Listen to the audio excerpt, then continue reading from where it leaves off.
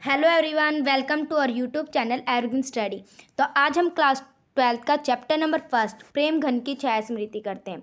चलो चलते हैं हम चैप्टर की ओर। जो राइटर हैं उनके पिताजी हैं फारसी के अच्छे ज्ञाता हैं और उसके साथ ही पुरानी हिंदी कवियों के भी बड़े प्रेमी हैं। उन्हें क्या करना अच्छा लगता है, फारसी की जो कवियों की उक्तियाँ होती हैं उन्हें हिंदी कवियों की उक्तियों के साथ मिलाने में उन्हें बड़ा आनंद आता है। वो क्या करते हैं, रात के समय सब लोगों को एकत्रित कर लेते हैं और उन्हें रामचरितमानस और रामचंद्रिका पढ़कर सुनाते थे। और वो क्या करते थे, भारतेंदु जी के नाटक भी पढ़ के सुनाया करते थे। जब राइटर छोटे होते हैं, उनकी बाल बुद्धि होती है, तो क्या करते हैं, राजा हरिश्चंद्र और कवि हरिश्चंद्र में अंतर नहीं समझ पाते। यदि उनसे कोई पूछता कि राजा हरिश्चंद्र कौन है, कवि हरिश्चंद्र कौन है, तो उन्हें एक ही व्यक्ति समझते और बता देते कि वो एक ही व्यक्ति हैं।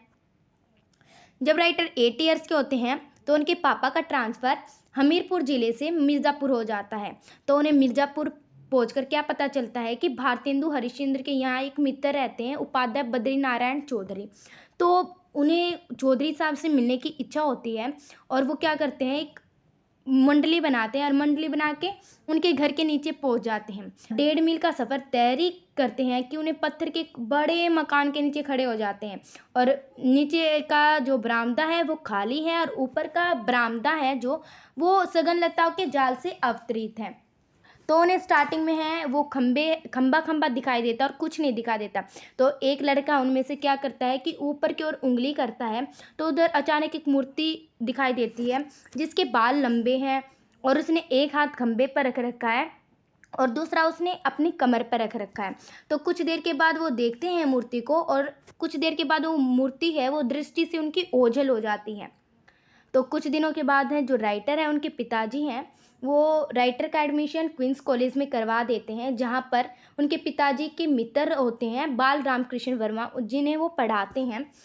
और उनके घर क्या होते हैं, भारत जीवन प्रेस की पुस्तकें आने लग जाती हैं और उनके पिताजी से छिपा के रखने लग जाते हैं, कभी लेखक का ध्यान पढ़ाई से ना हट जाए इसलिए।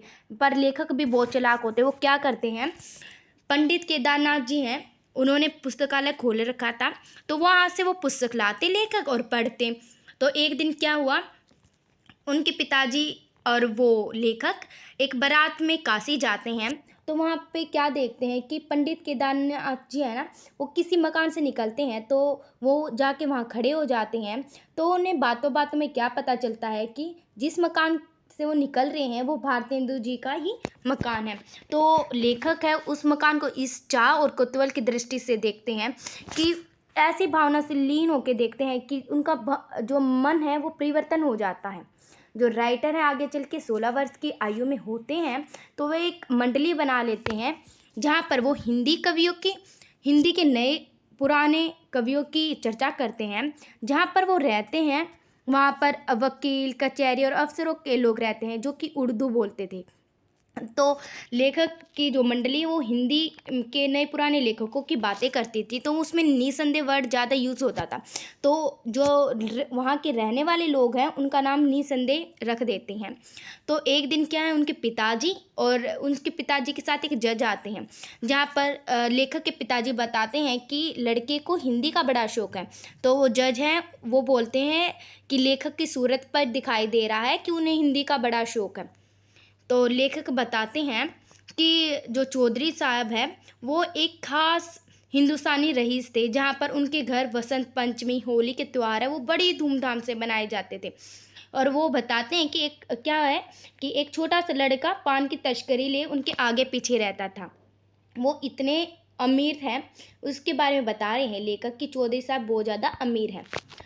तो वो चौधरी साहब को क्या करना अच्छा लगता है, लोगों को बनाना अच्छा लगता है। जैसे कि यदि कोई नौकर से गिलास गिर जाए या फिर कोई तेल गिर जाए या कुछ भी गिर जाए, तो कहते हैं कारे बचाते नहीं, मतलब मजाक में बोलते हैं कि कभी वो बचा तो नहीं वो चीज़ें वो गिरी है तुमसे। तो एक लोग भी उन्हें बनाते हैं। तो एक बार क्या हुआ, वामाचार्य गिरी है वो चौधरी साहब पर एक कविता जोड़ते चल रहे थे। तो सड़क पर चलते चलते उन्हें लास्ट जो पार्ट था वो नहीं मिल रहा है कि क्या लिखूं। तो लेखक वो है चौधरी साहब है वो खंबे पर खड़े थे। तो वामाचारी ने क्या किया, लास्ट की पंक्ति क्या जोड़ दी, खंबा टेकी खड़ी जैसे नारी मुगलाने की, मतलब कि एक लड़की खड़ी है खम्बे पे जिसके बाल बहुत लंबे हैं। मतलब इसका मतलब है कि लोग भी उन्हें बनाते थे।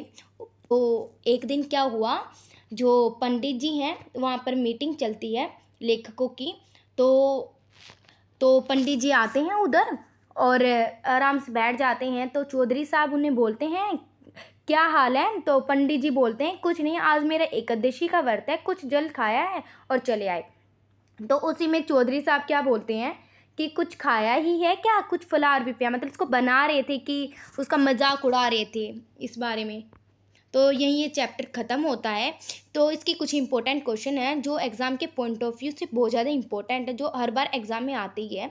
तो इसके कर लेते हैं एक बार। बचपन में लेखक के मन में भारतेंदु जी के संबंध में कैसी भावना जगी रहती थी। तो एक ही भावना जगी रहती थी,